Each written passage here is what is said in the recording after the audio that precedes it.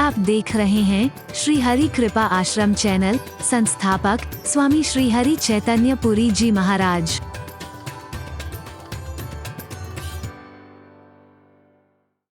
दुखदाई है, असंत भी दुखदाई है। लोगों ने कहा महाराज पहली बार सुना संत मिलन सम सुख जगनाई। आप ही लोग कहते हो कि संत के मिलना तो समझो सुख मिल गया है आप, पर आप कह रहे हो कि संत भी दुखदाई है, असंत भी दुखदाई है। ये क्या मतलब हुआ? बोले पहले पूरा सुना करो, अधूरा मत सुना करो। A little knowledge is always dangerous. ये अधूरा जानते हैं किसी के बारे में तभी शंकाएं आती है। पूरा सुनो पहले। आप तो कह रहे हो संत भी दुखदाई हैं, असंत भी दुखदाई हैं। बोले हां, थोड़ा फर्क है बस। संत बिछुड़ते हैं तो दुख होता है और दुष्ट मिलते हैं तो दुख होता है। लगता है ये सज्जन कभी हमसे दूर ना हो। मैं देख रहा हूं यहां जंगल में भी आज 12 दिन हो गए, यहां पर 11-12 दिन हो गए हैं। आप कह रहे हो कि पता नहीं चला, पता नहीं चला, और कल से ही लोगों का रोना शुरू था। महाराज जी 2 ही दिन रह गए, उसके बाद क्या होगा?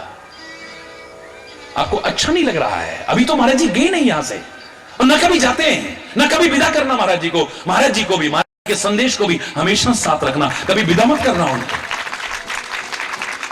क्यों बुरा लग रहा है आपको? क्यों रो रहे थे कल से आप? क्यों आंखें भराई आपकी? एक ऐसा है उसका कभी दूर होना हमें अच्छा नहीं लगता है। एक मिलता है तो चाहे कह दें आओ आओ बड़ी खुशी हुई, आज कहां से आए, और अंदर अंदर आ गए, आना अच्छा नहीं लगा उसका। एक आता है तो दुख होता है, एक जाता है तो बोलो ना दुख होता है। एक परोपकार करता है, एक अपना स्वार्थ देखता है। एक कष्ट पाकर के भी दूसरों को सुख पहुंचाता है, एक अपने सुख के लिए दूसरों को मुसीबत में डाल देता है। एक खाने पीने की चीजों में मिलावट क्यों कर रहे हो भाई? लोग बीमार हो जाएंगे। लोगों की जिंदगी से खिलवाड़ क्यों कर रहे हो? अपने सुख के लिए। ये सुखी करेगा कोई गारंटी नहीं है।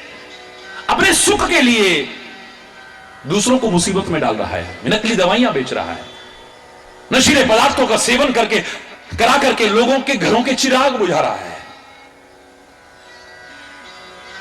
जो किसी के घर के चिराग बुझा करके अपने घर में चिराग जलाने की कोशिश करते हैं ना, सतर्क करूंगा उनको, वो चिराग ही उनके घर को जला के कहीं खाक ना कर दे। क्या है संत और असंत में फर्क? यही अंतर है। संत दूसरे के सुख का कारण बनता है और असंत दूसरे के दुख का कारण बनता है। सोच लेना, तुम किसी के दुख का कारण बन रहे हो या किसी के सुख का कारण बन रहे हो। झांको अपने अंदर, खुद झांको कि हम संत हैं या असंत हैं, सज्जन हैं या दुष्ट हैं हम। एक की उपमा दी जा सकती है भोजपत्र के पेड़ से। भोजपत्र की खाल निकाली जाती है, खाल फिर ये समाज के काम आ रहा है, उसकी खाल निकाल रहे हैं। भूरज तरु सम संत कृपाला। पुराने टाइम में जो भी ग्रंथ लिखे गए इस भोजपत्र पर ही लिखे गए थे, जो हम तक पहुंचे हैं, हमें मार्गदर्शन मिला है। प्रारंभ में ये ग्रंथ सारे के सारे लिखे हुए नहीं होते थे कहीं पर। हम वेदों को भी श्रुतियां कहते हैं क्योंकि कान के माध्यम से हम तक पहुंची है। ये गुरु ने शिष्य को सुनाया, उसने अपने शिष्य को सुनाया, उसने अपने सोचो कितना दिमाग होता होगा। और इसीलिए कुछ ना कुछ बढ़ता और कम होता रहा, क्योंकि अपने अपने बौद्धिक स्तर से लोग इसमें बढ़ोतरी या कमोतरी करते रहे। हरि बोलना। महाभारत में कितने श्लोकों का वर्णन और आज कितने हैं देख लो आप दुर्गा सप्तशती का आजकल नवरात्रि में पाठ कर रहे हो, 700 श्लोक हैं क्या? है ही नहीं। है क्या? बोलो ना, है ही नहीं। मार्कंडेयोवाच इसको भी श्लोक बना दिया। हरि बोलना, जोर से बोलो ना। शिवोवाच इसको भी श्लोक बना दिया। 700 श्लोक है ही नहीं आज हमारे पास, क्योंकि ये जितने भी वेद पुराण ग्रंथ हैं ये कहीं लिखे हुए नहीं थे पहले। वेद इनको श्रुतियां कहते थे, कान के माध्यम से आते थे। शिष्य को गुरु देता था, वो अपने शिष्य को देता था, वो अपने शिष्य को सुनाता था। इस परंपरा से हम तक पहुंचे हैं, इसलिए इन्हें श्रुतियां ही कहते हैं। फिर जब लिखे जाने लगे हैं, भगवान वेदव्यास ने, आप देखते हो बद्रीनाथ जी में जाकर के वो स्थान जहां उन्होंने ये पुराण इत्यादि लिखवाए हैं और मेरे गणेश भगवान ने लिखे हैं। हरि बोलना। तो काहे पर लिखे जाते थे? भोजपत्र इत्यादि पर। अपनी खाल कढ़ा रहा है।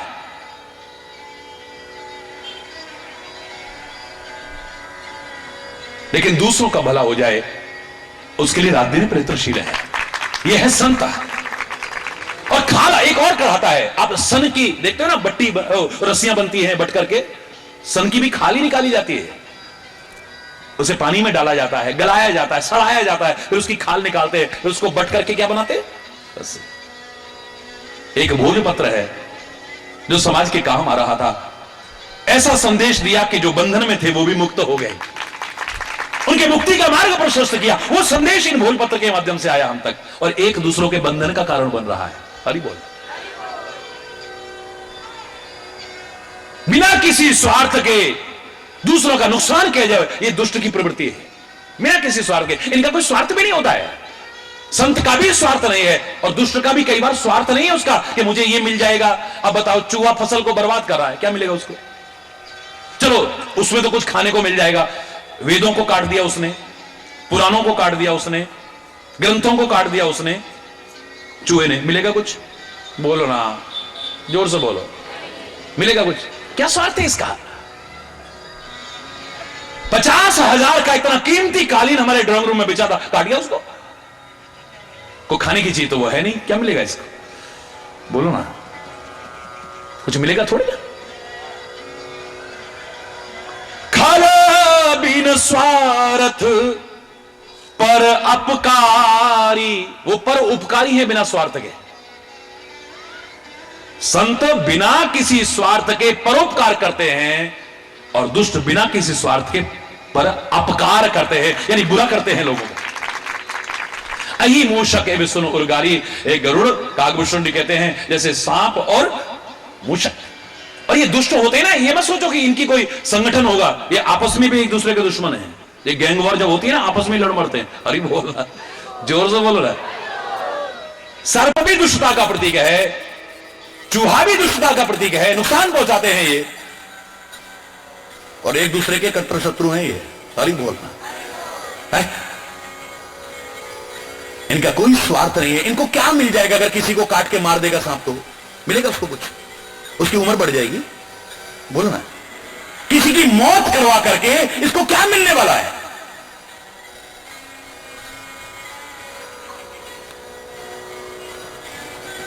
हरि बोल। ऐसे दुष्ट व्यक्ति, बस उसको किसी का बुरा करना है, जिससे कोई मतलब नहीं है। मक्खी को क्या मिल जाएगा जो तरल पदार्थ में गिरती है? घी में गिर गई, घी को खराब कर दिया और खुद भी जिंदगी जाएगी, बचेगा थोड़ी। शहद में गिर गई है तो बचेगी नहीं, वो खुद भी मर जाएगी, जान बचती है उसकी। जो किसी का बुरा करेगा उसका भला कभी हो ही नहीं सकता है, वो भी नहीं बचेगा। वो दूसरों की जड़ें काटेगा, उसकी कब कट जाएंगी पता भी नहीं चलेगा। दूसरों के लिए जो खड्डा खोदते हैं उस खड्डे में कई बार खुद भी गिर जाते हैं। अरे बोलना, जोर से बोलना।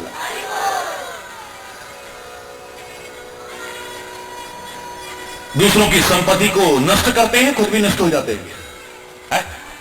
दुष्ट आदमी की लैंग्वेज आप जानते हैं क्या सेंटेंस बोलता है? तेरे को बर्बाद कर, मैं चाहे बर्बाद हो जाऊं पर तुझको नहीं छोड़ूंगा। इसका तात्पर्य जो किसी को बर्बाद करता है खुद बर्बाद होगा, वो जानता है अंदर से। क्या वाक्य होता है उसका? मैं चाहे बर्बाद हो पर तेरे को नहीं छोड़ूंगा मैं। यानी ये क्या हुआ?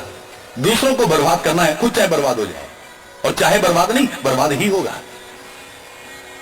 पर संपदा विनाश नसाही, जिम शशि हाथी हिम उपल बिलाही। शशि माने क्या है? खेती। शशि माने खेती। यहां पर क्या तात्पर्य है? खेती। जैसे खेती को नष्ट कर देता है कौन? हिम उपल। हिम उपल किसको कहते हैं? ओले को। क्या कहते हैं? ओला जैसे फसल को चौपट कर देता है तो बचता खुद भी नहीं, खुद भी बर्बाद हो जाता है। दुष्ट का अभ्युदय ही संसार के दुख के लिए होता है। जैसे केतु ग्रह प्रसिद्ध है, हरि बोल, इसका कभी भी कहीं पर भी किसी प्रकार से भी अगर उदय होता है ये नुकसान ही पहुंचाएगा। बाकी ग्रह हमेशा बुरे होते हो ये बस रखिए। हालांकि मेरे वाक्य तो मैं कभी नहीं बदलूंगा कि परमात्मा और सदगुरु का अनुग्रह प्राप्त करने की कोशिश करो। इस भ्रम में मत जियो कि ग्रह अच्छे चल रहे हैं या बुरे चल रहे हैं। प्रणाम सबको, हरि बोल, जोर से बोलो ना, सबको नमन। शहीदों ने इतने कष्ट पाके भी कभी नहीं कहा हमारे ग्रह खराब चल रहे होंगे। महापुरुषों ने इतने कष्ट पाए लेकिन उन्होंने ये नहीं कहा होगा कि हमारे ग्रह खराब चल रहे हैं। संतों ने इतने कष्ट उठाए, अवतारों ने कितने कष्ट उठाए, उन्होंने ये नहीं कहा कि हमारे ग्रह, पंडित जी के पास पहुंच करके अपनी ग्रह दशा नहीं पूछी उन्होंने। अरे तुम कष्टों की बात कर रहे हो तो हम हंसते हंसते झेलने को तैयार है, वो तो हम हंसते हंसते झेलने को तैयार है। इनका अभ्युदय दुष्ट का दुनिया के दुख के लिए होगा और संत का अभ्युदय जब भी होगा संसार के भले के लिए होगा। सबसे बड़ा धर्म क्या है? क्या है सबसे बड़ा धर्म? क्या है सबसे बड़ा धर्म? अगला प्रश्न है, क्योंकि समय हमारे पास बहुत कम है इसलिए बहुत सूक्ष्म व्याख्या कर रहा हूं। सबसे बड़ा धर्म क्या है?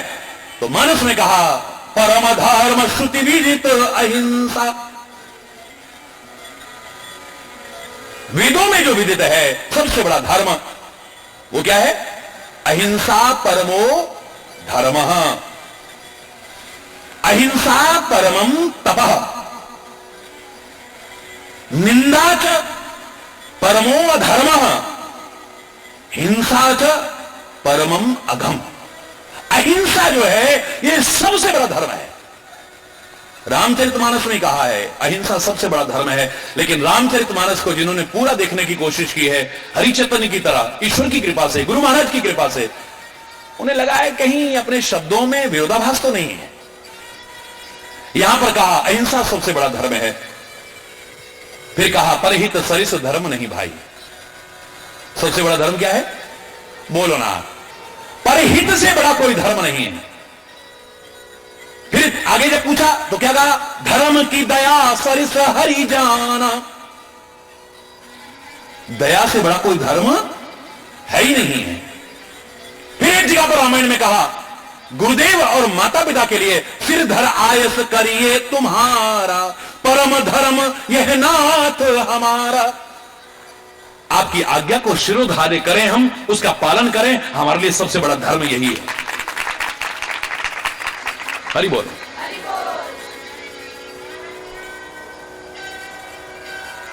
हरि बोल।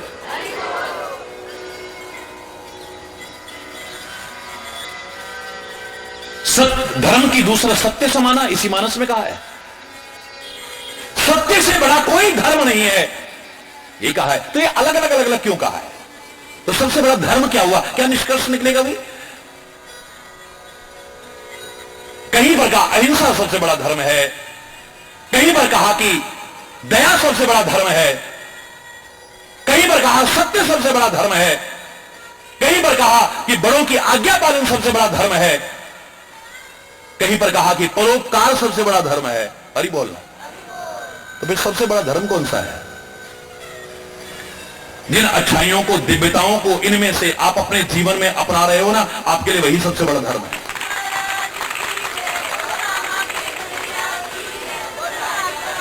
जो धारण करने योग्य है वो धर्म है ना। ये सब धारण करने योग्य है, और जो धारण किया जाए वो धर्म है। कोई सा कर लो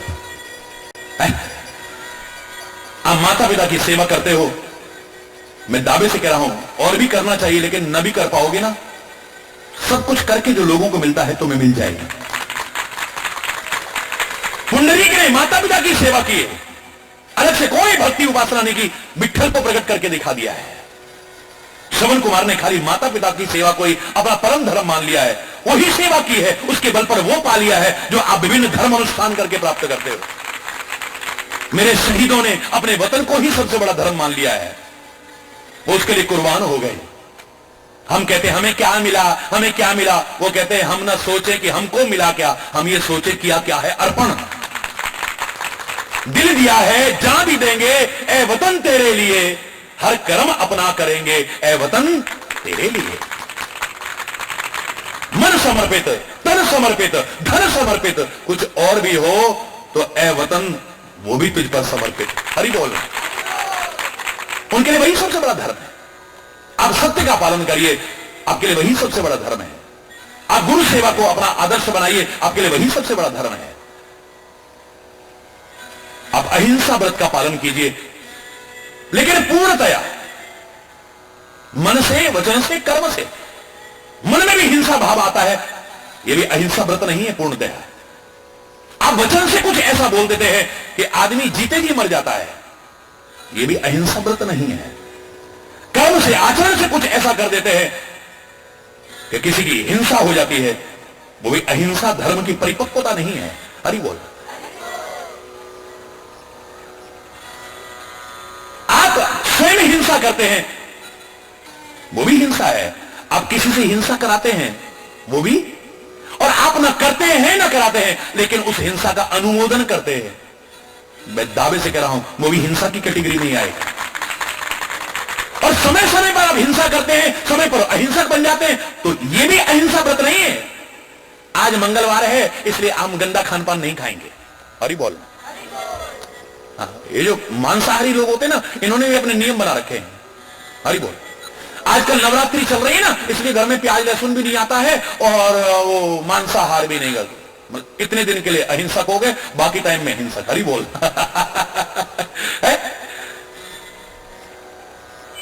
आजकल श्राद्ध चल रहे हैं ना, इसलिए हम वो कर रहे हैं। तो समय समय पर हिंसा हो और समय समय पर अहिंसक, इसको भी अहिंसा व्रत नहीं कह सकते। मन से, वचन से, कर्म से सदा सर्वदा किसी का भी अहित ना हो जाए, किसी के दिल को ठेस ना पहुंच जाए, किसी का बुरा ना हो जाए, ये व्रत अगर धारण कर लो, मैं दावे से कह सकता हूं ये आपके लिए सबसे बड़ा धर्म है। और जब आप अहिंसा व्रत का दृढ़ता से पालन करते हैं, हिंसक भी आपके सामने आके अहिंसक बन जाते हैं। यार हरि बोल, या जोर से बोलिए ना, और जोर से बोलिए ना, हाथ उठा करके बोलिए। जब एक अहिंसा व्रत का आप पालन करते हैं, हिंसक भी अहिंसक बन जाते हैं। ऋषि मुनियों की कुटियाओं के बाहर एक ही घाट पर शेर भी पानी पी रहा है, हिरण भी पानी पी रहा है। क्यों? सुने हैं नहीं किससे? वो तो सुने हुए हैं, पढ़े हुए हैं। महाराज जी के तो साथ देखे हैं, जिन्होंने हाथ उठाओ जरा। कहां देखा था? बोलो, जोर से बोलिए, जोर से खड़े होकर बोलिए। कॉर्बेट पार्क में क्या देखा था? एक ही घाट पर शेर सामने है। हम लोग आगे बढ़े फोटो खींचने के लिए, तो क्या देखते हैं? ये शेर यहां क्यों खड़ा है? क्योंकि नदी के बीचों बीच, ये किनारे पर है, बीचों बीच 4 हिरण खड़े, उनकी हिंसा करने के लिए आगे बढ़ रहा है। हम अभी फोटो खींचे, उससे पहले पहले 20-25 हाथियों का झुंड दौड़ता हुआ आया और वो भी किनारे पर खड़ा हो गया। और इतने में एक तस्कर यानी पागल हाथी दौड़ता हुआ आ रहा है, लंबे लंबे सिंह, आकर के वो भी वहीं खड़ा हो गया। और जो शेर उसको मारने के लिए भागा, वो वहीं खड़ा हो गया और वहीं से फिर उसके बाद सिर ऐसे किया और वापस लौट गया। एक नहीं, सैकड़ों लोग हमारे साथ प्रत्यक्षदर्शी थे, यहां तक कि कॉर्बेट पार्क के कर्मचारी भी। लोगों ने कहा, महाराज जी ये क्या हुआ? आज शेर ने हिरण को नहीं मारा, हम लोगों पर तो आक्रमण क्या करता, बिल्कुल सामने थे हम, लेकिन वहां की मर्यादा का पालन करते हुए मैंने किसी को गाड़ी से नहीं उतरने दिया।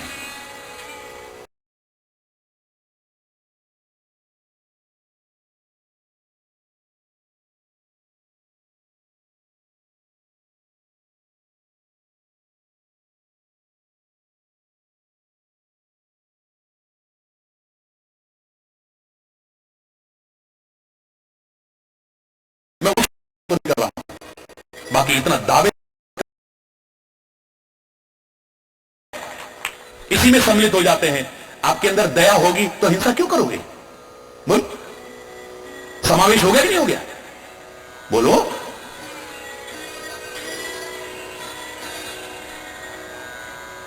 हिंसा करके आप चाहे उधर पूर्ति करें या उधर पूर्ति करा करके कुछ धन अर्जन करें या कुछ लाभ उठाने के लिए करें, ये हमेशा के लिए तो ना आएगा काम।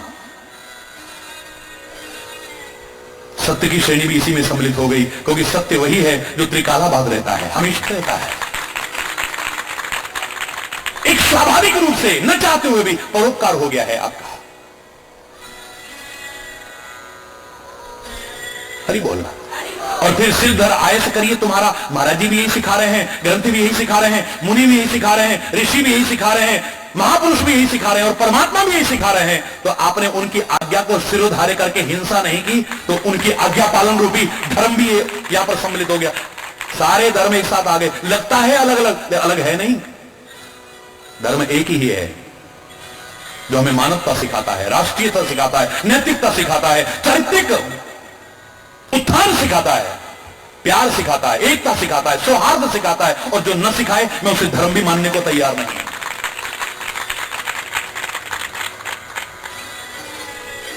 संत का अभ्युदय हमेशा सुखकारी होगा।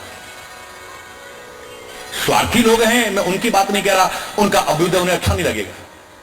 जैसे सूर्य का उदय दुनिया के भले के लिए है, लेकिन आलसी को अच्छा नहीं लगता है।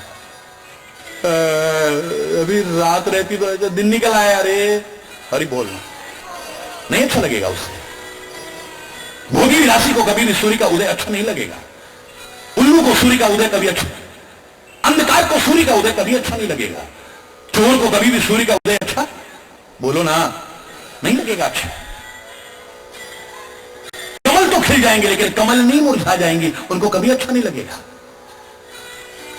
जिनके व्यक्तिगत स्वार्थों में चोट पहुंचती हो, मैं उनकी तो नहीं कहता हूं, वरना संत का आगमन ही सबके अंदर उल्लास भर देता है, उमंग भर देता है।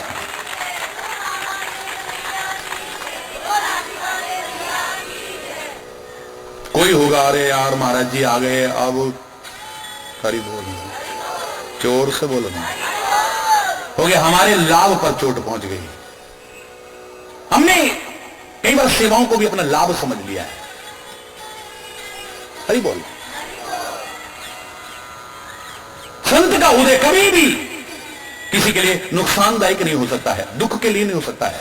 जैसे सूर्य का उदय हमेशा लोक कल्याण के लिए है, जागृति, उठो भाई उठो, दिन निकल आया, दिन निकल आया, दिन निकल आया, दिन निकल आया। हर एक के अंदर एक उल्लास आता है, उमंग आता है, नवचेतना जागृत होती है। कर्तव्य की ओर लोग आगे बढ़ने की कोशिश करते हैं, बस ये गिने चुने लोगों को नहीं अच्छा लगता है। हरि बोलना। वर्षा आने लगे सबको अच्छा लगता है, घनश्याम आ गए, घनश्याम, काले काले बादल आ गए, लेकिन जिसकी फसल पकी हो नहीं अच्छा लगेगा। जिसकी फसल कटी पड़ी हो, बोलो ना, नहीं अच्छा लगेगा। तो पहाड़ में क्या कहते हैं, लिंटर, जैसे लेंटर को, जिसका लिंटर पड़ रहा हो मकान का, अच्छा लगेगा उसको? तुरंत फोन पहुंच जाएगा, महाराज जी लिंटर पड़ रहा, उमड़ घुमड़ के आ रहा महाराज जी, हरि बोल रहा, तुरंत फोन आ जाते हैं, 1 सेकंड में फोन आ जाता है। जिसके घर में कोई कार्यक्रम हो रहा हो उसे अच्छा लगेगा। निस्वार्थ भाव से गिने चुने लोग हैं, और यहां तो घनश्याम को देख करके निस्वार्थ भाव से नाच उठने वाला एक है, कौन? मोर। जैसे घनश्याम आए, काले काले बादल आए, ये बरसे न बरसे उसे कोई से लेना देना नहीं, बस नाच उठता है, वो मगन हो जाता है। जिसका कोई स्वार्थ नहीं होगा मगन हो जाएगा। महाराज जी आए, गुरु महाराज आए, नाच उठेगा, दिल खुश हो जाएगा, मन मयूर नाच उठेगा उसका। जिनके स्वार्थ होंगे उनको तो प्रसन्नता होगी, जिनका स्वार्थ में बाधा आएगी उनको कभी खुशी, बोलो ना, नहीं हो सकती है। निस्वार्थ भाव से चंद लोग हैं जिनके नाम जुड़ गए हैं। मोर का नाम जुड़ गया है घनश्याम से, वो घनश्याम भी उस मोर का पंख अपने माथे पर लगाता है। धन्य है तेरी भावना, तेरा कोई स्वार्थ नहीं है। उसको परमात्मा भी फिर मोर यानी मेरा कहने लग जाते हैं, मेरा है ये मेरा है, वरना तो अपना कहने में भी शर्म आती है। को देख करके खुश होता है, खिल जाता है, सूर्य जाता है तो मुरझा जाता है। उसकी नजरें कहीं कुछ देखना नहीं चाहती हैं। ऐसा नहीं कि दुनिया में देखने को कम हो, और देखना ही नहीं चाहते हैं। जिधर जिधर सूर्य जाता है उधर ही घूमने लग जाता है। उसका नाम ही पड़ गया सूरजमुखी, सनफ्लावर, उसका नाम ही जुड़ गया है। पूरी तरह से समर्पित है सूर्य का। उसे देखना है तो सूर्य का मुख ही देखना है, कुछ और नहीं देखना। चाहे उससे सुंदर कितने भी क्यों ना हो, गुलाब तुम्हारे लिए सुंदर हो सकता है, उसको नहीं। उसका प्यार सूरजमुखी से है, सूरज से है, उसी को देखेगा। तुम्हें लगता है सूर्य तपा रहा है, सूर्य की तरफ तो देखा ही नहीं, वो उधर ही देखता है। हरि बोल। तुम्हारे तुम्हारी निगाह में कुछ और अच्छा हो सकता है, लेकिन उसकी निगाह में उसे कुछ नहीं देखना। बस जिन्हें आखिन सो तब रूप लखो, इन आखिन सो अब पेखिए का। तेरे को जब इन आंखों से देख लिया, अब कुछ और देखना अच्छा ही नहीं लगता है। ऐसा नहीं कि देखने को दुनिया में कुछ नहीं है। अरे बोल, परम धर्म सुख विदित अहिंसा, परम धर्म है अहिंसा। आप अहिंसा व्रत का पालन कर लो। परम धर्म है सत्य। मैं सबको कह रहा हूं, आप सत्य पर दृढ़ता से चलो। परम धर्म है परोपकार। स्वार्थ में चिंतन छोड़ करके परोपकार की भावना रखो, परम धर्म हो जाता है। बड़ों की आज्ञा पालन करना, यह भी परम धर्म है। राष्ट्र के काम आना, समाज के काम आना, धर्म के काम आना, इस संस्कृति के काम आना, यह भी परम धर्म है, उससे कम नहीं है ये। तो फिर सबसे बड़ा पाप क्या है जानोगे? अगर परम धर्म यह है, पुण्य सबसे बड़ा यह है, तो फिर पाप सबसे बड़ा क्या है बताओ ना। कोई कुछ कहेगा, कोई कुछ कहेगा, लेकिन मानस में बड़े प्यारे शब्द कहे हैं। पढ़ते सब हैं लेकिन जीवन में अपनाते नहीं। फिर कहते हैं हमने कोई पाप नहीं करा अपनी समझ में, और फिर पता नहीं हमारे साथ बुरा क्यों हो गया। और मेरे शायद 90% से ज्यादा लोग ये पाप करे बिना रहते नहीं हैं। इतना पुण्य करके भी, इतना धर्म करके भी, इतने अनुष्ठान करके भी फिर लाभ से वंचित रह जाते हैं, क्योंकि पाप कर लिया है। क्या है सबसे बड़ा पाप? पर निंदा सम अघना गरीसा। कागभूषुंडी कहते हैं, हे गरुड़, पराई निंदा के समान और कोई पाप नहीं हो सकता है। अरे बोल, इससे बड़ा पाप और कोई नहीं है। क्योंकि पराई निंदा जो आप कर रहे हो, अच्छाई की तो नहीं कर सकते, बुराई की करोगे ना। और रात दिन जब चिंतन करोगे तभी बुराइयां करोगे। आप अच्छा चिंतन नहीं कर रहे, क्या कर रहे हो? बुरा चिंतन कर रहे हो, बुराइयों का चिंतन कर रहे हो। रात दिन जब उन बुराइयों का स्मरण करोगे, रात दिन बुराई करते करते करते वो बुराई तुम्हारे अंदर कब घुस जाएगी पता भी नहीं चलेगा।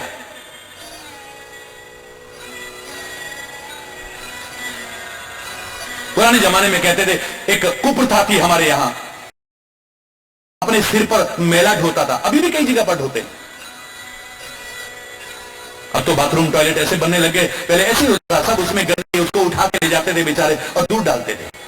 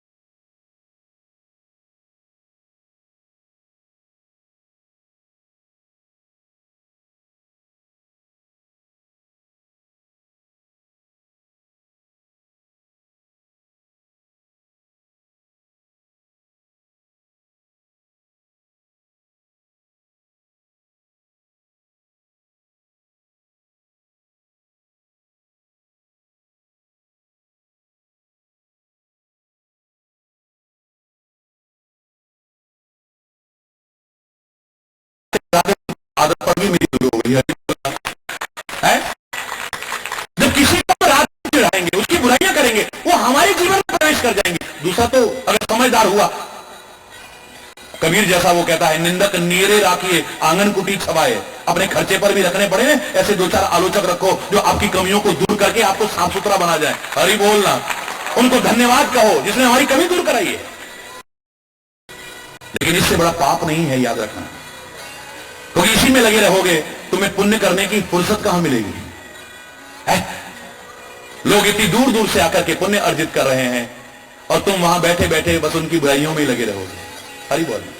या यहां भी आए हो तो उनकी बुराइयां खोज करके जैसे तैसे निकल करके बाहर उसी को करते रहोगे, यानी पुण्य से वंचित रह गया। और पुण्य जब नहीं हुआ तो उसका ऑपोजिट क्या हुआ? पाप। परनिंदा सम अघन गरीसा, विस्तृत व्याख्या करो तो बड़ा स्पष्ट होता जाएगा।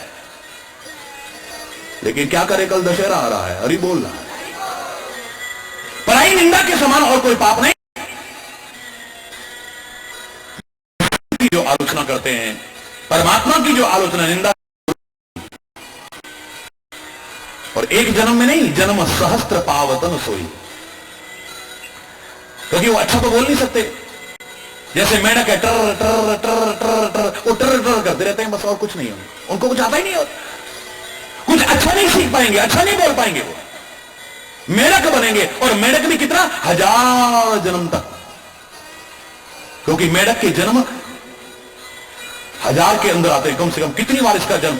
और ऐसे ही होता है, इसको कोई अलग से पैदा नहीं होता। बारिश हो, वर्षा का पहले देखे आपने ये भाई, टर टर टर टर करते रहेंगे, टर टर करते रहेंगे। द्विज निंदक बहु नरक भोग कर, जग जन्मई वायस शरीर धर। विभिन्न प्रकार के नरकों की यातना झेल करके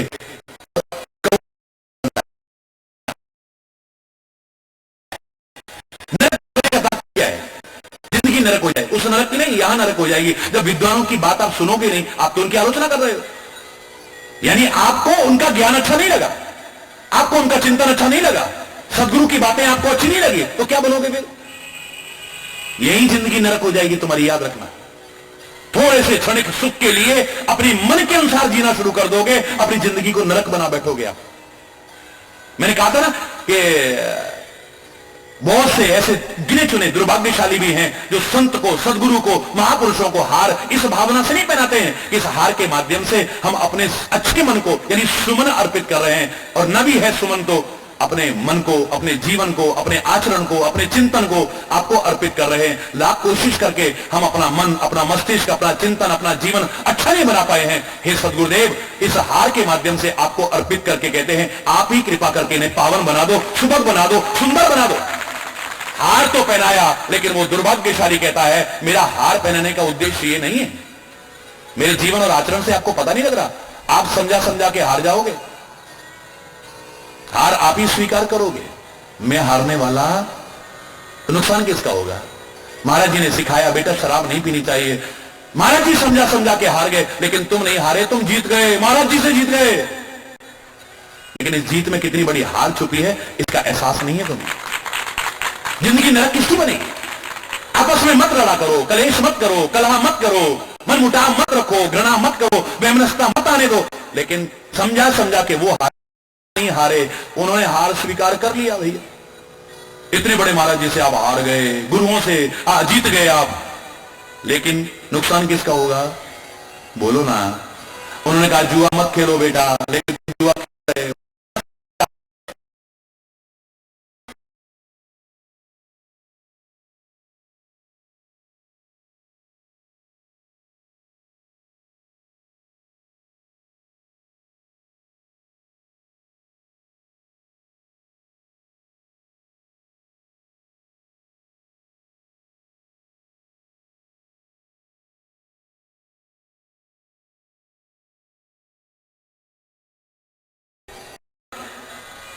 कई प्रवचन में कहा, एक लालच में कभी नहीं देता आप, क्योंकि स्वर्ग को स्वल्प अंत दुखदाई। ये मानव जीवन का परम पुरुषार्थ नहीं है कि आप स्वर्ग प्राप्त कर ले, लेकिन यहां नरक तुल्य वातावरण मत बनाओ। पर आप उनकी आलोचना कर रहे हैं, यानी आपको वो अच्छे नहीं लगते, आप उनकी बुराई कर रहे हैं, यानी उनसे कोई सीख ही नहीं पाओगे, तो जीवन नरक बन जाएगा, याद रखना। और वायस जैसे कौवा है अपने हट पर अड़ जाता है, बिल्कुल आप अपने हट पर अड़े रहोगे, यही जिंदगी बनेगी तुम्हारी, और क्या बनेगी? देवताओं की जो आलोचना करते हैं, वेदों की जो आलोचना करते हैं, जो अपने आप को कुछ समझते हैं, रौरव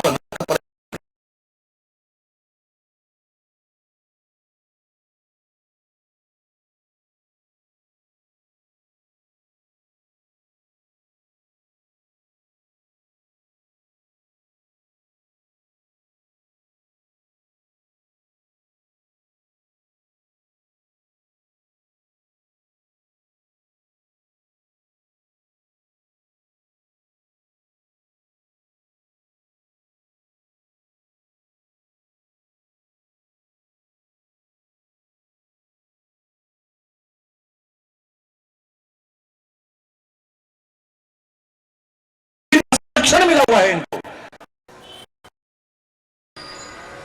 हरी बोलना, जोर से बोलना, खुल के नहीं रह सकते, दुबक के रहते हैं। उस नरक को किसने देखा? यहां जिंदगी नरक बन जाती है, नरक बन जाती है।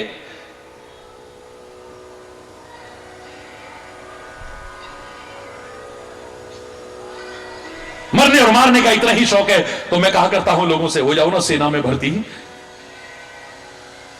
मारने पर भी तमगा मिलेगा और मरने पर भी अमर शहीद कहलाओगे तुम। हो जाओ फोर्सेस में भर्ती ना,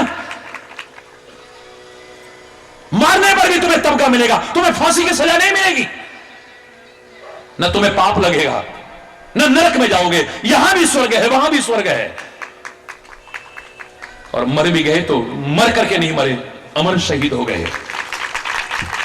लेकिन जो वेदों के विरुद्ध चलेंगे, देव विरोधी जो हैं, अभिमानी है, ऐसे होंगे जो कहते क्या होते हैं देवता, क्या होते हैं भगवान, क्या होते हैं वेद, क्या होते हैं पुराण, क्या होते हैं ग्रंथ, मैं ही सब कुछ हूं। हरि बोलना। उस वेद मार्ग को छोड़ करके अपना एक नया पंथ बनाने की कोशिश करते हैं। तुलसीदास इतना विद्वान है, वो चाहता तो, आज घर घर में उसकी रामायण गुजर रही है, वो चाहता तो एक नया अपना पंथ चला देता। हरि बोलना।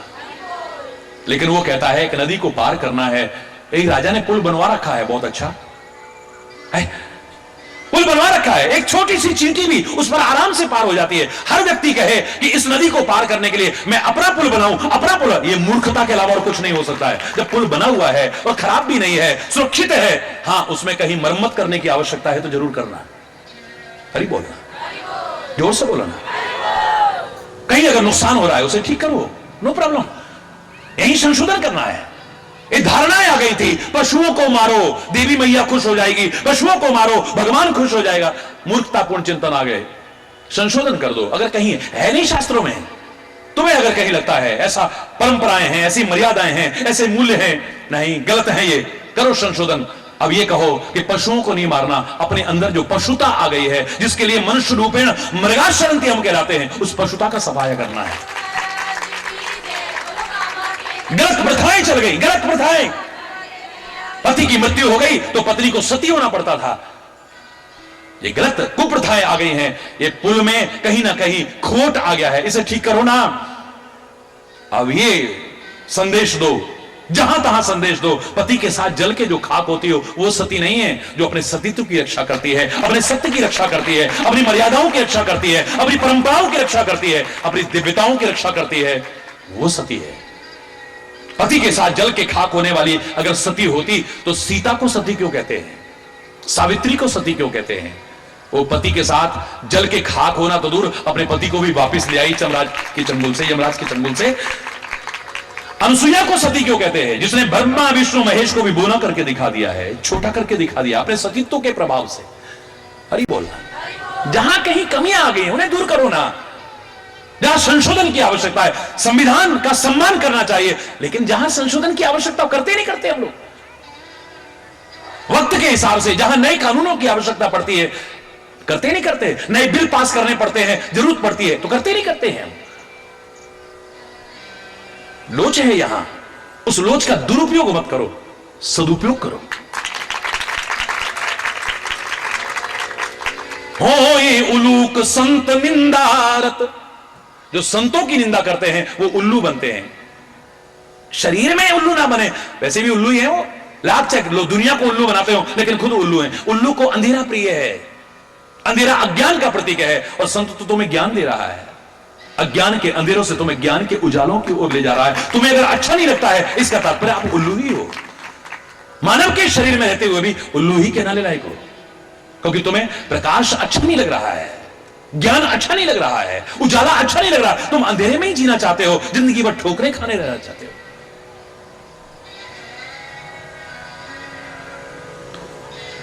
सबकी निंदा जो जड़ करई, चलो भगवान की निंदा नहीं करनी चाहिए, गुरु की निंदा नहीं करनी चाहिए, संत की निंदा नहीं करनी चाहिए, वेदों की निंदा नहीं करनी चाहिए, देवताओं की निंदा नहीं करनी चाहिए, तो फिर औरों की तो कर लें। बोले नहीं, सबकी निंदा जो जड़ करही ते चमगादर होए अवतरही। जो किसी की भी निंदा करता है, आलोचना करता है, वो समझो कि चमगादड़ का शरीर धारण करता है। क्या तात्पर्य चमगादड़ का? चमगादड़ उल्टे लटके रहते हैं। तुम्हारी भी उल्टी मति हो गई है। अच्छी मति होती तो अपने जीवन में कुछ पाने की कोशिश करते, अपने विकारों को दूर करते, अपनी विकृतियों को दूर करते, अपने दोषों को, अपने जीवन को गुण संपन्न बनाते, अच्छाइयों से संपन्न बनाते, दिव्यताओं से ओतप्रोत बनाते। लेकिन आप तो खाली दूसरों की आलोचना में ही लगे रहे। उल्टी हो गई मति तुम्हारी, कुमति है तुम्हारी, सुमति नहीं है। सुमति संपन्न व्यक्ति तो अपनी कमियां दूर करके अपने अंदर और अच्छाइयां लाने की कोशिश करता है, दिव्यताएं लाने की कोशिश करता है। चमगादड़ की विशेषता क्या है? उल्टी लटकी होती है, और ये भी रात में सक्रिय होती है उल्लू की तरह। आप देखते हो ना, यहां भी हरी बोलना देखा ना, रात को इनको अंधेरा ही प्रिय है। ऐसे ही तुम्हें जो संतों से ज्ञान का प्रकाश मिलना था, उससे वंचित रह जाते हैं। और सबसे बड़ी जो विशेषता है, ये उल्टी लटकी होती है, और इसका मुख और मल त्याग करने का द्वार एक ही है। उसी से भोजन करती है और उसी से मल त्याग करती है। कितनी गंदगी देखो। चमगादड़ की क्या विशेषता है?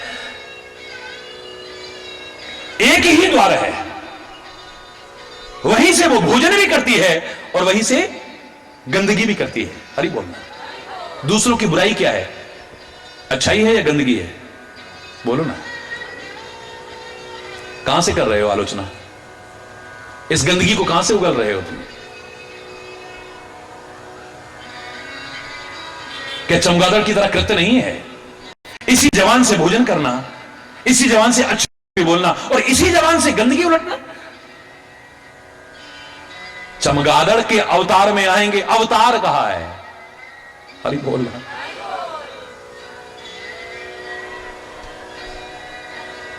मैं तो कहूंगा यही चमगादड़ हैं जिन्होंने अपने मुख को भी गंदगी का द्वार बना करके रख दिया है। इस मुख से गंदगी को बाहर निकालने की कोशिश कर रहे हैं। गंदगी, क्योंकि निंदा क्या है? गंदगी है, अच्छाई तो नहीं हो सकती है।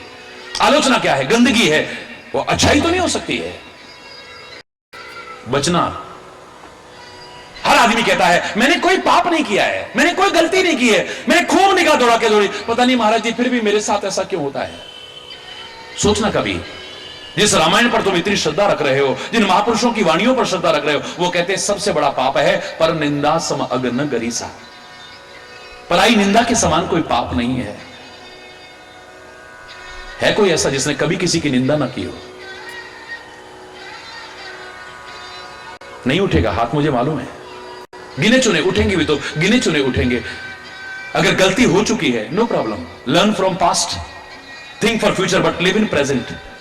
भूतकाल से प्रेरणा लो, हो चुकी गलती को सुधारो, भविष्य के लिए योजनाएं चाहे बनाओ, लेकिन वर्तमान में जियो। हो गई गलती, हो गई, और उसका परिणाम भी भोगा है सबने, दुख के रूप में, शोक के रूप में, रोग के रूप में, चिंता के रूप में। नहीं है अनजाने।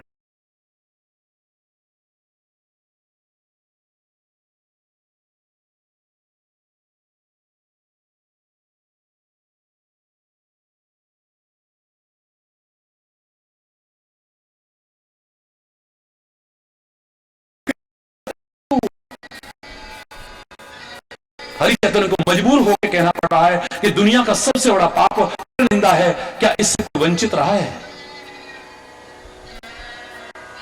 हो चुका, उस पर मत चिल्लाना। मैंने कहा था उस महिला को हम समझदार महिला नहीं कहते जो उबलते दूध को देख के चिल्लाती है हाय दूध उबल गया, हाय दूध उबल गया, हाय दूध उबल। समझदार वो है, उबल गया सो उबल गया, जो बचा है इसे उतार ले वरना ये भी उबल जाएगा। जो समय बर्बाद हो गया हो गया, जो गलतियां हो गई हो। मैं किसी की गलतियां क्यों नहीं देखता हूं? संवारने की कोशिश करता हूं। गलतियां नहीं हुई, जीव गलती का पुतला है जो अक्सर हो ही जाती है, पर जो गलती कर सुधर जाए और जो गलती को ना दोहराए उसे इंसान कहते हैं। कई लोग कहते थे महाराज जी ये जब बड़ा भगत बन रहा है ना आपका, आप नहीं जानते पहले क्या था। मुझे जानना ही नहीं है भाई, मुझे जानना ही नहीं है। मैं प्यार करता हूं और प्यार करूंगा। क्यों करूंगा? आपको नहीं पता पहले। अरे पहले क्या था? अगर ये जानता मैं वाल्मीकि की रामायण ना पढ़ता, हरि बोल। का आनंद न उठा पाता है। महामूर्ख छांट के लाए थे, जिस डाली पर बैठा था उसी को काट रहा था। कोई कहता देखो ना कितनी विद्युता परिपूर्ण रचना है इसकी, देखो ना कितनी महान कृति है, कितना बड़ा महाकाव्य है। मैं क्या कहता, मुझे पता है कितना विद्वान होगा ये, जिस डाली पर बैठा था उसी को काट रहा था। पहले क्या था मैं सब जानता हूं, मैं देखता ही नहीं। पहले क्या था अगर ये देखता, वाल्मीकि की रामायण का लाभ बोलो ना नहीं उठा पाता। पहले क्या था अगर मैं ये देखता, कालिदास के महाकाव्य का आनंद न उठा पाता। पहले क्या था अगर ये देखता, मैं रामायण न पढ़ता, रामचरितमानस न पढ़ता। क्यों? तुलसी एक दिन को पत्नी मायके गई, भयानक तूफान में भी पागल होकर भागा जा रहा था, जिसे होश ही नहीं है कि रस्सी पकड़ के चढ़ रहा है या सर्प पकड़ के चढ़ रहा है। सुना है ना? होश नहीं है। हालांकि परिस्थिति के पीछे नहीं, अपनी स्त्री है, लेकिन इतना कामांध। और वही तुलसी कहता है, जहां काम तहां राम नहीं, जहां राम नहीं काम। इतना महान भक्त कैसे हो सकता है? इसके जीवन में काम कहां हो सकता है? तो काम के दर्शन हो रहे हैं। क्या था अगर ये देखता इन महापुरुषों की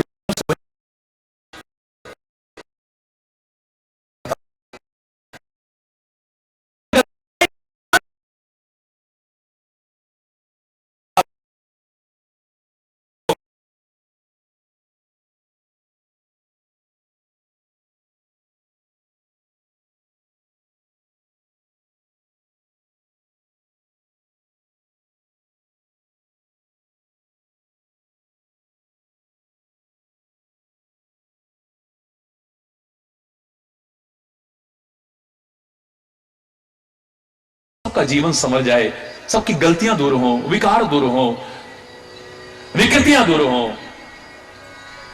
गंदे व्यसन दूर हो, सुखी हो, समृद्ध हो, खुशहाल हो, प्यार हो, सद्भाव हो, एकता हो, सांप्रदायिक सौहार्द हो, घर में, परिवार में, नगर में, सारे देश में और पूरे समाज में सब मिलजुल करके रहें, बस यही कामना है। सुखी बसे संसार सब, दुखिया रहे न को, यह अभिलाषा हे प्रभु मेरी पूर्ण हो। विद्या बुद्धि धन धान्य से वंचित रहे न कोई, यह अभिलाषा हे प्रभु मेरी पूर्ण हो। सर्वे भवन्तु सुखिनः, सर्वे सन्तु निरामयः, सर्वे भद्राणि पश्यन्तु, मा कश्चित् दुःख भाग् भवेत्। नानक नाम चढ़दी कला, तेरे पाणे सर्वत्र दा भला। सबका भला हो, सब सुखी हो, समृद्ध हो, खुशहाल हो। बार बार कामना करते हुए मैंने जल्दी जल्दी में सही लेकिन बहुत कुछ बताते हुए 6 प्रश्न पूरे किए हैं। 7वां प्रश्न अभी बाकी है, जो सबके जीवन में देखने को अधिकांशतः मिलता है। परमात्मा करे शरीर भी स्वस्थ हो, लेकिन जिनके शरीर भी स्वस्थ हैं पर मानस रोग उनके अंदर प्रवेश कर चुके हैं, जिनकी वजह से अपार दुख उठाते हैं, वो मानस रोग क्या क्या हैं और उनसे कैसे बचा जाए। मौका लगा तो कल, वरना उसकी कृपा रहे फिर जब मौका लगा बताऊंगा। जोर से और जोर से। धर्म की अधर्म का, प्राणियों में विश्व का, गौ माता की, भारत माता की, गंगा माता की, संत समाज की, भारत की देवियों की, भक्त समाज की,